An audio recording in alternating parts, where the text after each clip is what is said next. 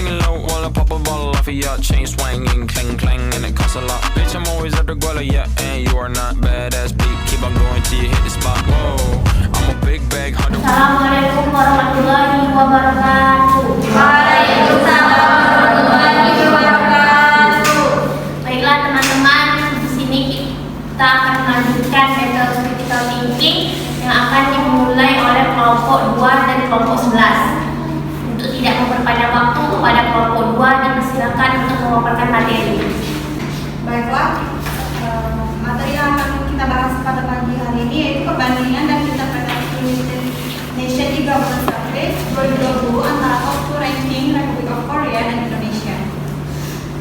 E-Government Survey terdapat beberapa komponen yang digunakan dalam melakukan E-Government Survey oleh United Nations, yaitu diantaranya ada AGDI, E-Government Development Index, yang merupakan perhitungan rata-rata tingkat tertimbang dari skor yang dinormalisasikan pada 3 dimensi e-government yang paling penting. Yang pertama itu ada cakupan dan kualitas layanan online service index. Yang kedua itu ada standar pembangunan infrastruktur telekomunikasi atau TII. Yang ketiga adalah manusia yang melakukan HCI. Online Service Index atau OSI pada tahun 2020 diedarkan sebuah kuesioner terkait layanan online yang terdiri dari 158 pertanyaan. Untuk mencapai serangkaian nilai indeks layanan online atau OSI, dilakukan penilaian terhadap situs web nasional setiap negara serta melakukan penilaian terhadap situs web kementerian terkait pendidikan, layanan sosial, tenaga kerja, keuangan, kesehatan, dan lingkungan.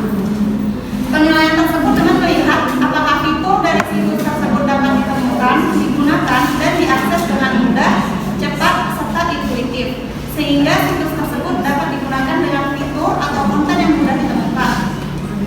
Yang ketiga itu ada TII, yaitu Telecommunication Infrastructure Index, yaitu merupakan gabungan rata-rata aritmatika dari 4 komponen. Yang pertama ada perkiraan penggunaan internet per 100 penduduk, yang kedua ada jumlah pelanggan seluler per 100 penduduk, yang ketiga ada langganan mobile broadband aktif per 100 penduduk, dan yang terakhir itu ada jumlah langganan fixed broadband per 100 penduduk. Komponen terakhir dari AGDI yaitu ada HCI, Human Capital Index, yang merupakan gabungan rata-rata aritmatika dari 4 komponen. Yang pertama ada algoritma literasi, kenalan huruf orang Indonesia. Yang kedua ada rasio partisipasi dasar atau gross enrollment ratio. Yang ketiga ada harapan lama sekolah, dan yang terakhir ada rata-rata lama sekolah. Berdasarkan tabel di atas, dapat dilihat bahwa antara Republik of Korea dengan Indonesia memiliki negara perbedaan nilai GDI yang jauh, di mana berdasarkan ekonomi Republik of Korea memiliki nilai GDI 0,960 dengan predikat very high GDI, sedangkan Indonesia memiliki nilai GDI yaitu 0,6612 dengan predikat high GDI dengan perbedaan 0,2948. Ini disebabkan oleh adanya perbedaan dari nilai ketiga komponen GDI, yaitu nilai SI dan nilai TII, nilai HCI. Terkait dengan nilai OSI antara Republik of Korea dengan Indonesia memiliki perbedaan nilai yang cukup jauh, yaitu 0,3176.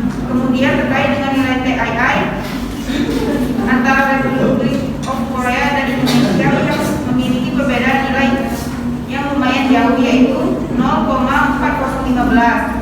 Namun terkait dengan nilai HCI antara Republik of Korea dengan Indonesia hanya memiliki perbedaan nilai sebesar 0,1655. Dengan demikian dapat dikatakan bahwa Indonesia tidak juga berada di posisi terburuk jika dibandingkan dengan Republik of Korea.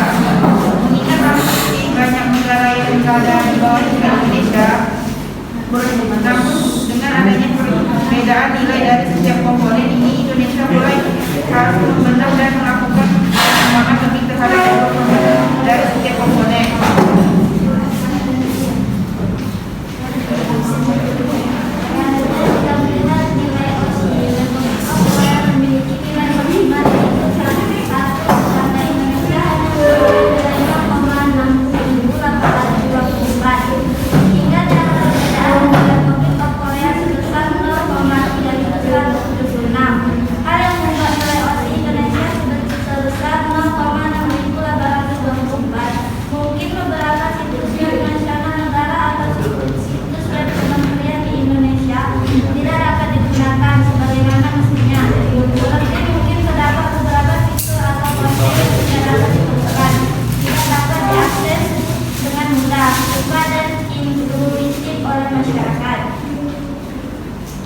Kemudian terkait nilai KPI antara Republik Korea dan Indonesia, perbedaan nilai yang lumayan jauh yaitu 0,4015. Komponen pertama antara Republik Korea dan Indonesia memiliki perbedaan nilai yang lumayan jauh yaitu 56,12. Komponen kedua antara Republik Korea dan Indonesia memiliki perbedaan nilai sebesar 0,6 sehingga tidak ada perbedaan terkait langganan pengguna mobil seluler.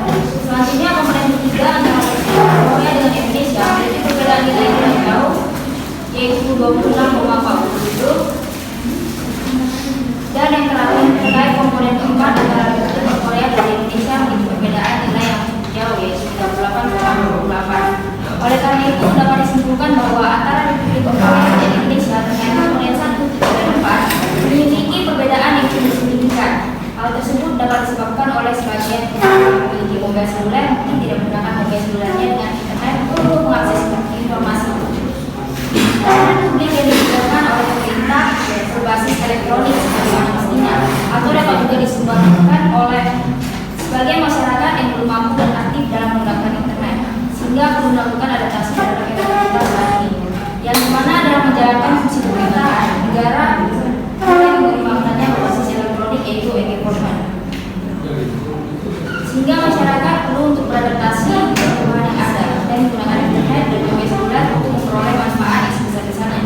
Kemudian terkait komponen 3 dan 4 terdapat banyak sekali perbedaan antara langganan penggunaan mobile broadband dengan fixed broadband. Dapat disimpulkan bahwa kebanyakan masyarakat Indonesia menggunakan layanan SIM card dengan mobile selulernya ketimbang menggunakan fixed broadband dengan dalam penggunaan internet yang sebenarnya memiliki kecepatan lebih besar daripada mobile broadband. Hal tersebut mempengaruhi penilaian dari komponen TII dalam e-government survei ini. Karena dalam pengembangan e-government juga membutuhkan peralatan dan layanan pendukungnya seperti internet untuk mengakses informasi dan layanan publik berbasis elektronik. Yang terakhir terkait nilai HCI antara Korea Selatan dengan Indonesia hanya memiliki perbedaan nilai sebesar 0,1655.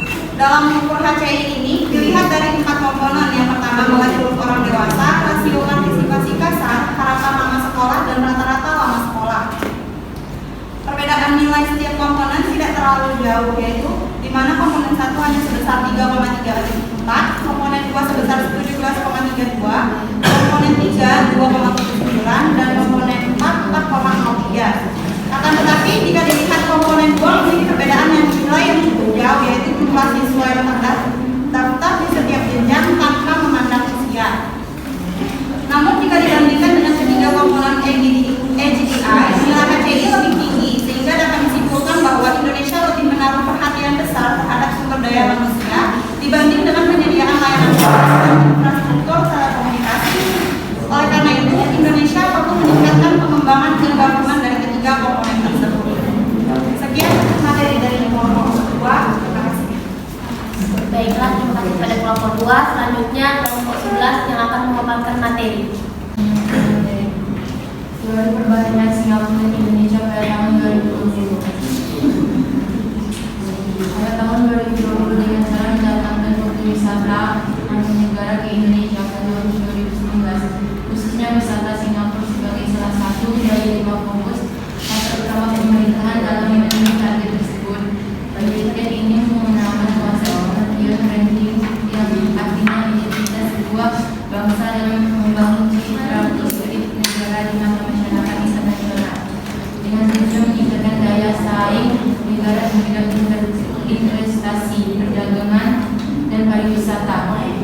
Hasil dari penelitian ini menunjukkan kepada pemerintahan Indonesia dalam rangka branding quote Indonesia dilakukan lebih intensif dan sistematis, dibuktikan dengan adanya kerjasama di bidang pariwisata antara pemerintahan Indonesia dengan pariwisata Singapura serta pemerintah Indonesia dengan para state importer dalam luar negeri. Penelitian ini membantu memahami upaya yang telah dilakukan oleh pemerintah Indonesia sehingga Singapura secara konsisten memberikan hasil yang signifikan dalam jumlah wisatawan ke Indonesia.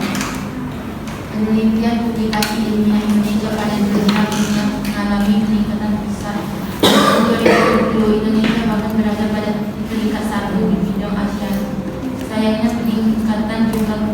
tersebut tidak dibarengi dengan peningkatan jumlah citasi sehingga menunjukkan minimnya kualitas tulis ilmiah Indonesia. Permasalahan tersebut dapat disebabkan oleh kurangnya kemampuan dalam menulis karya tulis ilmiah. Artikel ini bertujuan untuk mengurangi standar isi pada tiap komponen tulis ilmiah seperti abstrak. Mudah-mudahan metode hasil pembahasan selanjutnya mengenai sekian. Poin yang kedua ini mengenai teknologi infrastruktur indeks. Bagaimana adalah penggunaan teknologi informasi dan telekomunikasi untuk administrasi pemerintahan yang efisien dan efektif serta memberikan layanan publik yang transparan dan memuaskan kepada masyarakat. Dari integritasnya sistem teknologi dan informasi dewasa ini melalui lembaga publik seperti pemerintahan. Dalam pembahasan kami terdapat 8 bab yang berkaitan tentang e-government, konsep implementasi dan perkembangan di Indonesia, juga pada tahapan pengembangan e-government, juga ketika ada peluang dan data pengembangan e-government, 4 elemen sukses dari pengembangan e-government, 5 implementasi publik strategi edukasi Indonesia, bab 6 open government and open data, yang ke-7 best practice penerapan e-government di dunia dan melakukan adalah smart government.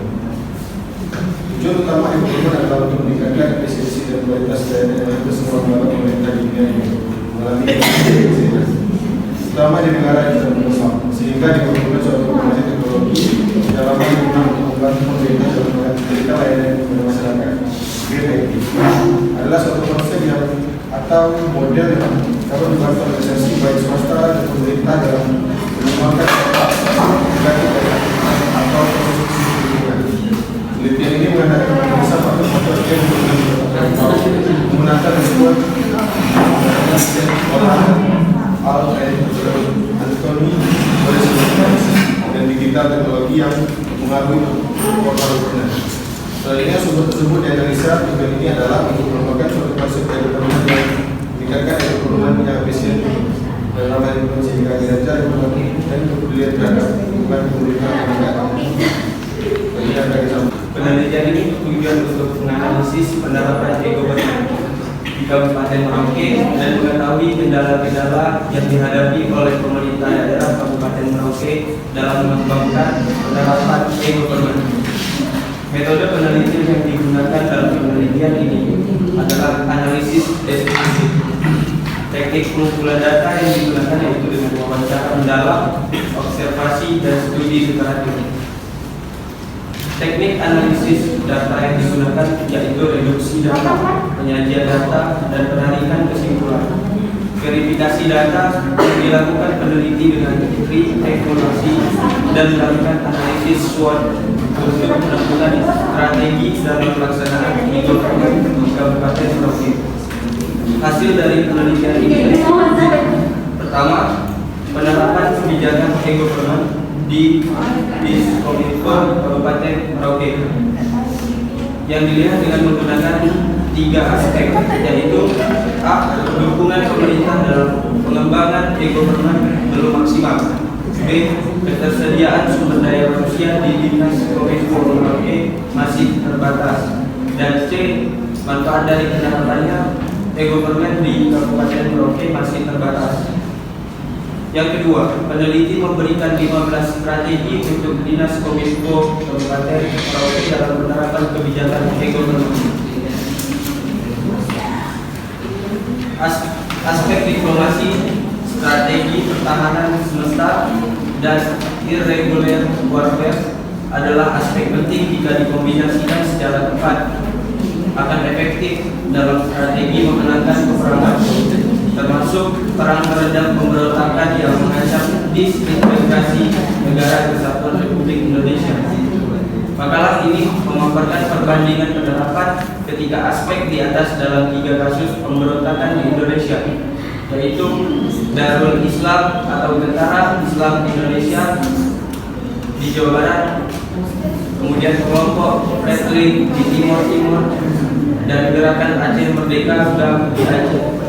Perbandingan deskriptif mengacu kepada penggunaan bahan yang dilakukan untuk memaparkan benang merah, perbedaan dan persamaan dari keduanya. Hasilnya, paparan perbedaan dan persamaan dari penerapan aspek diplomasi, strategi pertahanan semesta, irregular warfare dari ketiga kasus di atas, meskipun dengan keterbatasan waktu dan pemahaman analisis deskriptif mungkin menjadi batasan dalam perkara ini. Tetapi paparan perbandingan yang disampaikan dapat menjadi bahan kajian selanjutnya, khususnya menyangkut kasus perang terhadap pemberontakan di Indonesia. Kemudian selanjutnya kembali ke hubungan erat dengan pelaksanaan governance di Indonesia. Untuk melihat perkembangan tersebut, maka diperlukan adanya kajian penelitian tentang perspektif governance dan perkembangan e-government di Indonesia tahun 2023 sampai 2020. Tujuan penelitian ini adalah untuk menggambarkan perkembangan e-government di Indonesia dan menggambarkan perspektif governance dan latar belakangi pelaksanaan e-government. Fokus utama data penelitian ini adalah perkembangan e-government di Indonesia tahun 2023-2020 dan perspektif governance ada dalam perkembangan e-government di Indonesia. Metode yang digunakan dalam penelitian ini adalah kualitatif dengan studi pustaka. Dengan objek dalam penelitian ini adalah perkembangan e-government di Indonesia yang ditinjau dari perspektif governance. Penelitian ini menggunakan sumber data sekunder yang bersumber dari artikel jurnal, berita, buku, dan dokumen-dokumen terkait. Teknik analisa data yang digunakan dalam penelitian ini adalah analisis isi atau konten analisis. Hasil penelitian menunjukkan bahwa fungsi perkembangan e-government di Indonesia belum maksimal, tapi memiliki potensi untuk terus berkembang ke depannya. Telecommunication Infrastructure Index Indonesia selalu menjadi komponen dengan nilai terendah. Sedangkan ACI selalu menunjukkan nilai tertinggi.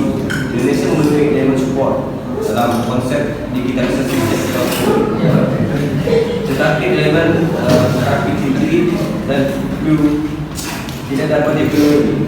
Perspektif government dalam perkembangan government di Indonesia, partisipasi di Indonesia berada pada jenis partisipasi langsung dan kendala pelaksanaan reform dalam governance terjadi karena kurangnya kepercayaan masyarakat pada pemerintah.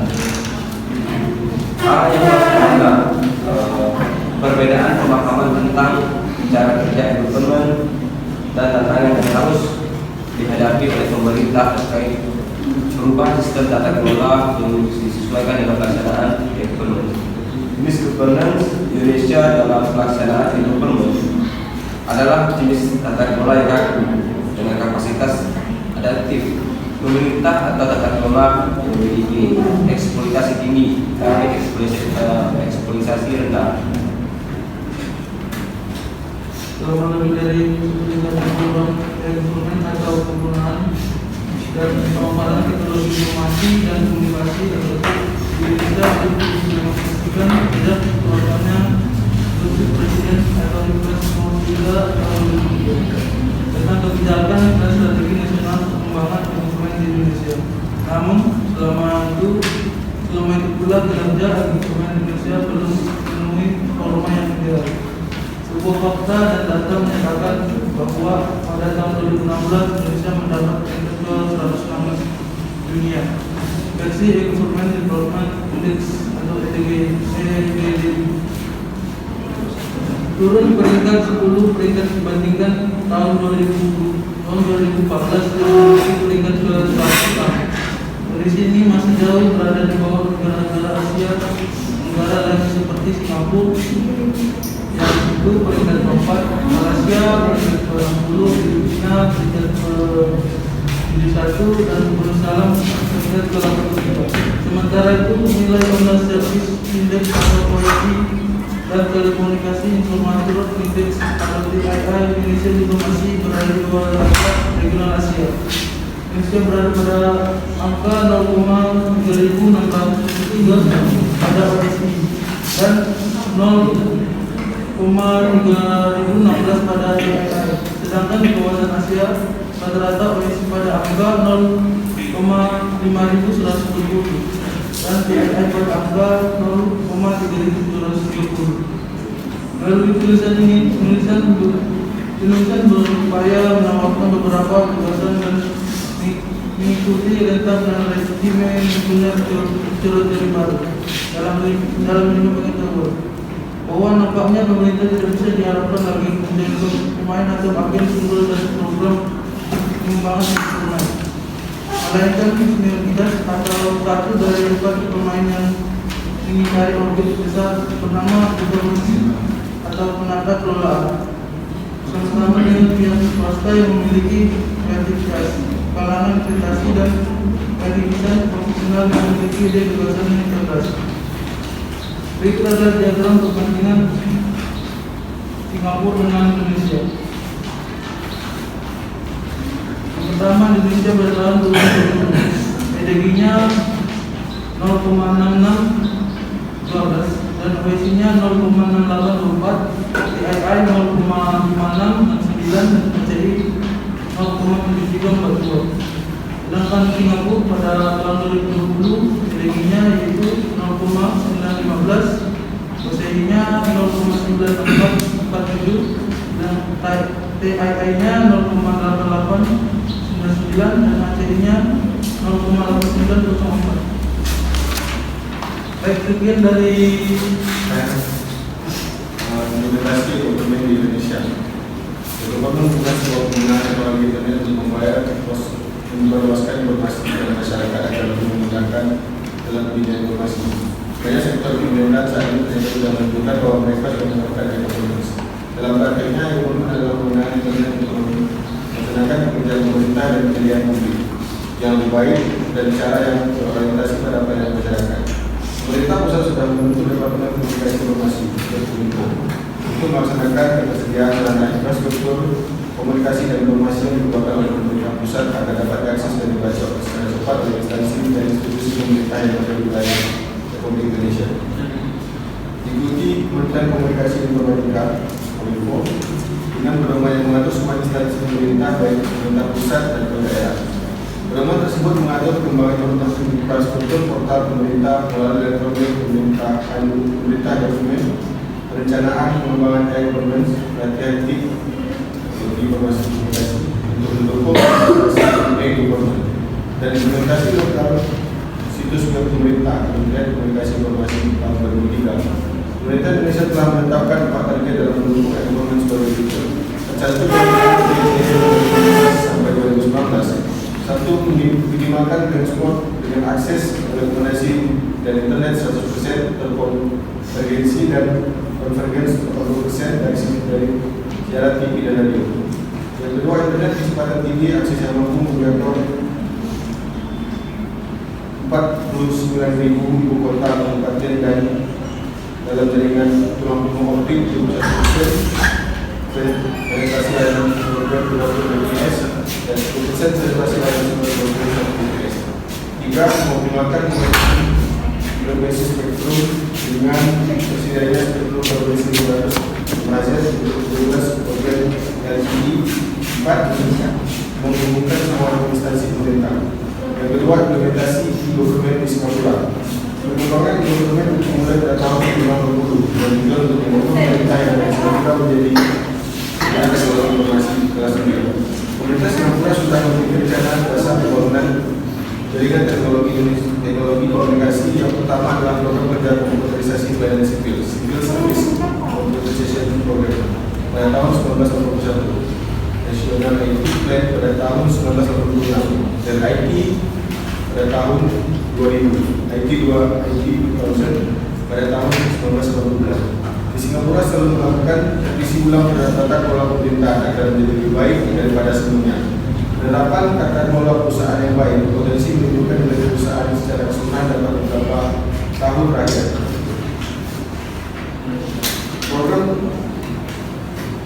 Program pengembangan TIP ini telah beroperasi selama lebih kurang 20 tahun, termasuk dalam pengembangan program Infokum Development Authority atau Dewan Otoritas Informasi dan Komunikasi Inilah awal mula merupakan pemerintah Singapura yang khusus mengembangkan ekonomi ini memiliki visi bahwa negara Singapura sebagai negara yang punya tradisi hubungan dan jaringan komunikasi wireless lain.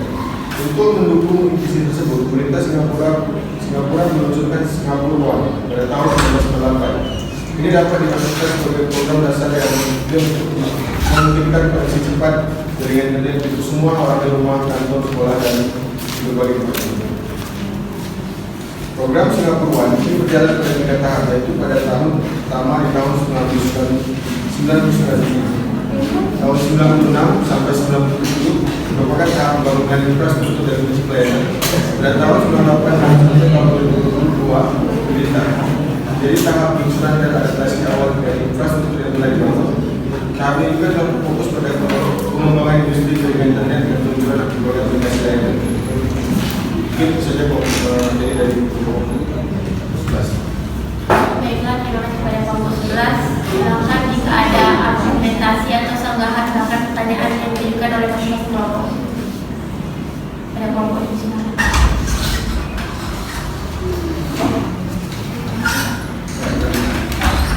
Saya ingin menyampaikan tanggapan terkait dengan komponen ADDI. Itu kan tadi ada OC, DII, sama HC. Apa yang menjadikan Singapura dapat berada di peringkat 11 pada tahun 2020? Padahal juga termasuk wilayah ASEAN seperti Indonesia. Kenapa Indonesia berada di posisi ke-28 pada tahun 2020? Kalau dilihat dari masing-masing komponen, sebenarnya Indonesia juga memiliki keunggulan terhadap satu komponen. Sampaikan Maksud saya mengenai ketika komponen menambah, saya tahu dari 2022 kesempatan Singapura lebih tinggi dibandingkan negara Indonesia karena implementasi di Singapura itu berjalan cukup lama dan kompeten.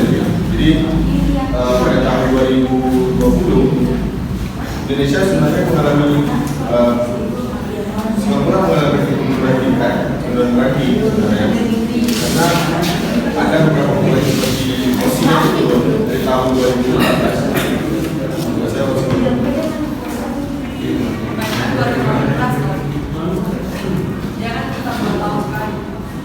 2014. Ya, karena menurut saya kalau Singapura itu telah melakukan program yang telah berjalan selama 50 tahun dan standar dalam penggunaan internet di sana selama jadi kompleks itu sudah mencakup segala sesuatunya, baik itu DID-nya, CID-nya atau IC-nya. Dan seperti yang saya jelaskan di awal tadi, Singapura selalu melakukan revisi ulang terhadap tata kelola pemerintahan agar menjadi lebih baik daripada sebelumnya. Diharapkan tata kelola perusahaan yang baik berpotensi menimbulkan nilai perusahaan secara keseluruhan dalam beberapa tahun terakhir.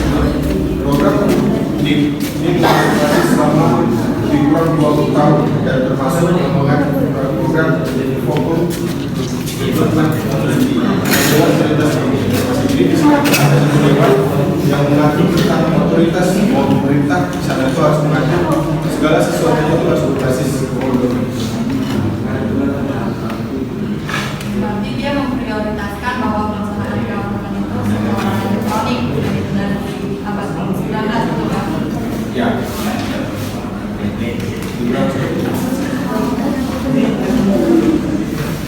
Terus kendala sama Indonesia sebenarnya apa? Indonesia kenapa tidak bisa memprioritaskan pelaksanaan government secara elektronik atau berbasis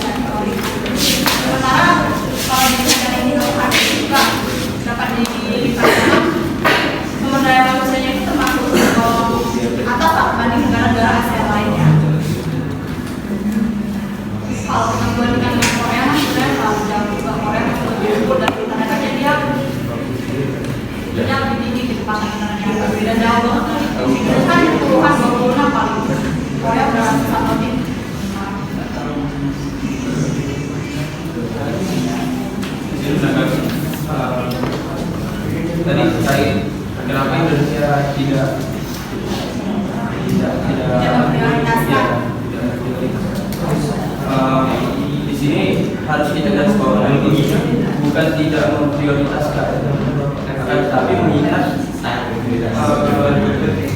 Indonesia itu sendiri adalah negara kepulauan, di mana masih terdapat beberapa daerah yang 3T itu yang sudah dijangkau, terjangkau. Jadi kita bisa lihat dari faktor itu. Kemudian kalau sudah kualitas jaringan internet dan data masih belum mumpuni, bagaimana bisa pemerintah itu menyediakan program e-governance atau e-government tersebut dengan caranya seperti itu?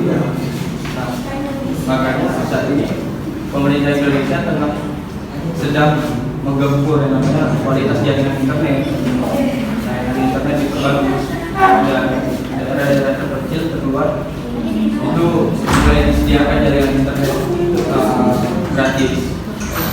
Oke, itu. Sudah menambahkan pada poin yang dijelaskan mengenai DI-nya telah menjelaskan bahwa ada beberapa faktor bagaimana kita lagi pakai dari segi infrastruktur yang sangat diperhatikan, seperti CD-nya juga sangat diperhatikan di Indonesia.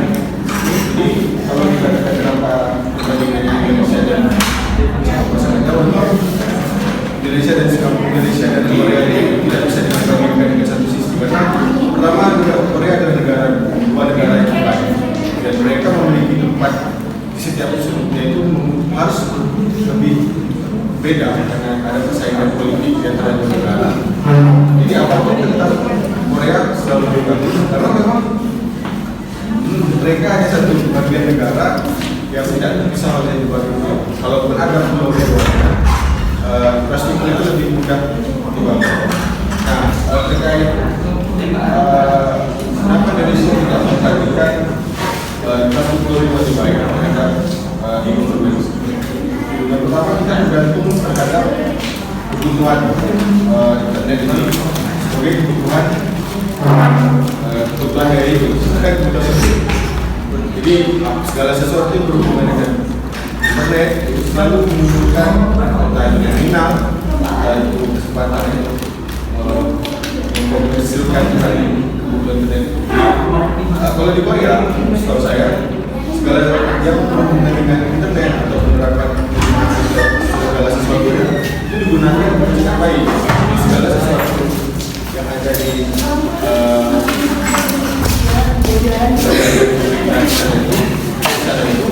mereka menjalankan sesuai dengan kebutuhan. Contoh dengan bagaimana sistem belajar yang ada di sini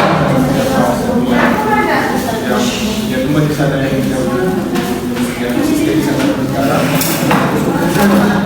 Korea itu sangat rendah terhadap ini dalam struktur dalam bukan sistem masyarakat. Tapi kalau untuk menggunakan pemerintah karena mereka tidak bergantung pada orang lain, mereka hanya bergantung pada sistem.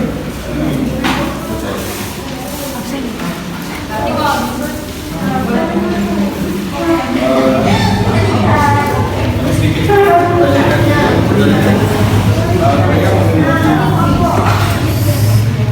Korea memiliki kesempatan untuk lebih unggul dibanding Indonesia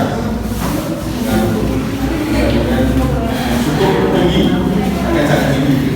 Jadi sebenarnya kenapa Korea lebih dimudahkan dalam menerapkan ilmu di sana? Kenapa Indonesia lebih sulit? Sedangkan kita tahu kan, maksudnya sama-sama mumpuni, kan?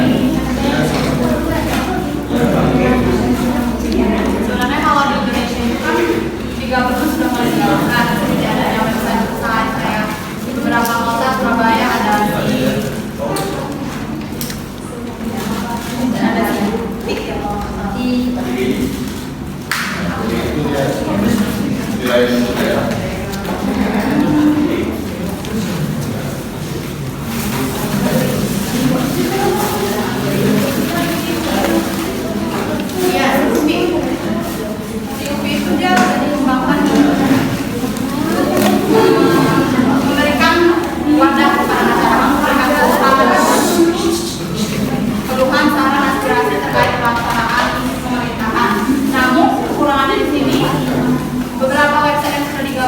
dia kayak misalnya memberikan respon atau timbal balik kepada masyarakat itu secara otomatis, berarti kan tidak secara langsung pemerintah itu memberikan dukungan gitu, maksudnya jadi kalau dibilang kenapa Indonesia lebih dalam penerapan 30 yang kurang, karena yang tadi sebenarnya kalau dibilang dari anggaran pun anggaran penerapan 30 ini sudah termasuk tinggi sampai beberapa triliun gitu, 1,4 berapa. Hanya saja mungkin ya ada yang menyebabkan rendah itu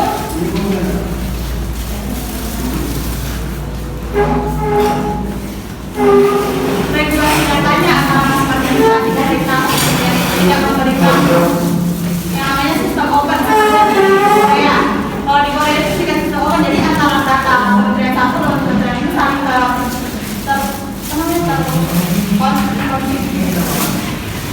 terhubung gitu, jadi nggak ada perbedaan data.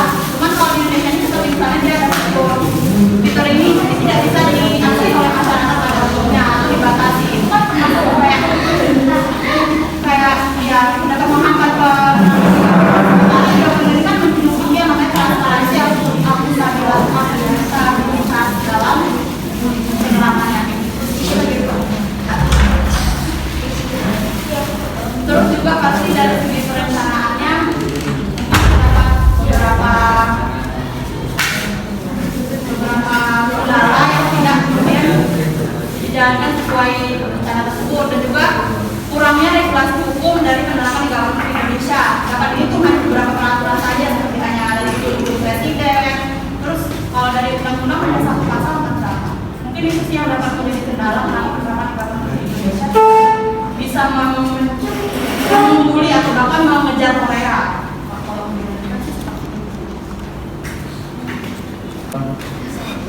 Sekarang sama-sama kita ketahui, sebenarnya Indonesia jauh tertinggal dengan Korea, Singapura. Saya sedikit ingin menanyakan pendapat dari kelompok dua. Kalau dilihat dari data yang telah kita lakukan, apakah Indonesia ini kesannya sedikit memaksa keadaan yang seharusnya bisa untuk merapikan dulu secara kekhususan segala kekhususan yang ada, segala hambatan yang menyebabkan Indonesia ini tertinggal. Kenapa Indonesia harus terjun, memaksakan diri untuk terjun masuk ke dalam e-government? Sebenarnya kalau dibilang memaksakan sebenarnya harus, karena di era saat ini semua sudah digital. Kalau misalnya kita tidak memaksakan diri untuk menerapkan government secara internet, elektronik,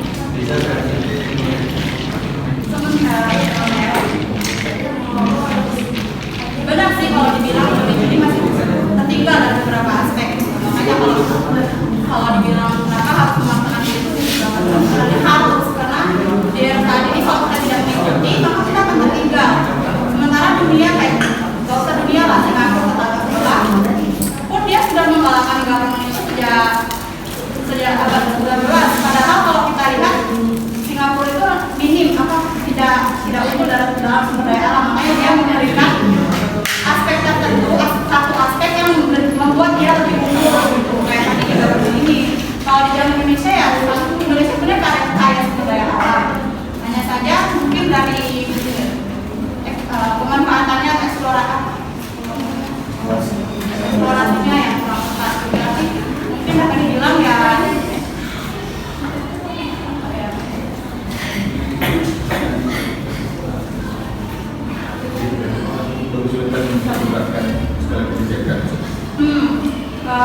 kurang inilah, kurang menaruh perhatian gitu.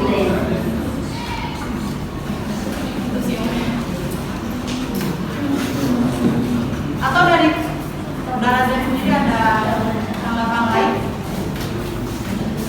Ya, sesuai tadi yang saya katakan, bahwasanya Indonesia ini masih terdapat atau banyak daerah-daerah yang tertinggal.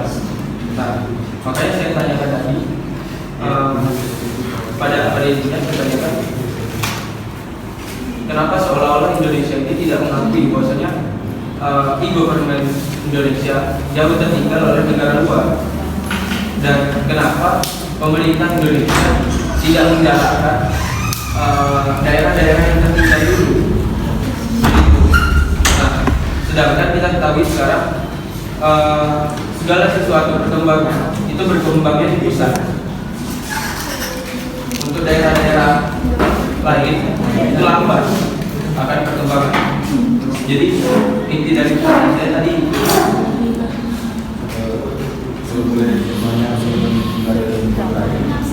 apa sih cara cara Korea dalam mendapatkan informasi di negara ini, apa caranya? Bagaimana mereka mencadarkan masyarakat? Apakah ini cara semuanya disistemkan? Untuk setiap orang harus tetap menggunakan budaya seperti itu.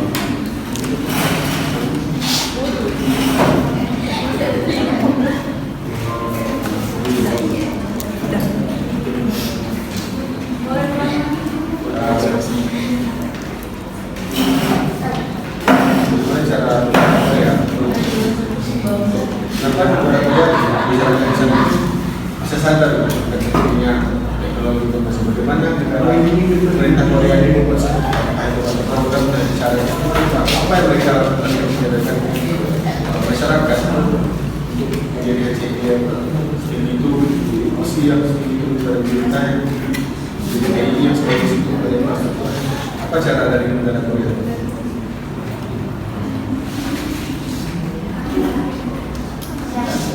Jadi kita cari dia tidak perlu sebenarkan kawan-kawan aja lah apa Korea ini mulai kenapa mereka bisa berpikir Karena memang mereka itu tidak awalnya itu meningkatkan efisiensi dari seluruh urusan organisasi pemerintahan dan meningkatkan seluruh kualitas karena itu mereka mengencarkan memanfaatkan ICT tadi dalam pelaksanaan pemerintahannya. Dan juga dari masyarakat sendiri pun memang dapat dilihat memang masyarakat Korea itu dia lebih unggul baik dalam pendidikan, pemikiran dan sebagainya. Itu sih kalau dari saya sendiri atau dari saudara-saudara lain. karena mereka sudah dikomersial atau mereka tuh di negara yang sudah dikomersialkan usianya, produksi hidupnya. Kita apa berpindah Korea pasti punya kemungkinan apa? Dan mungkin karena seperti itu Korea lebih dimudahkan dalam segala hal untuk mengatur masyarakatnya dan diberi sanksi sedemikian untuk mendekatkan bahwasanya pemerintah yang paling berkuasa. Karena mereka bukan demokrasi seperti kita, dan negara mereka berbeda, wilayah mereka berbeda, dan kulturnya berbeda. Mungkin saya pandang saya seperti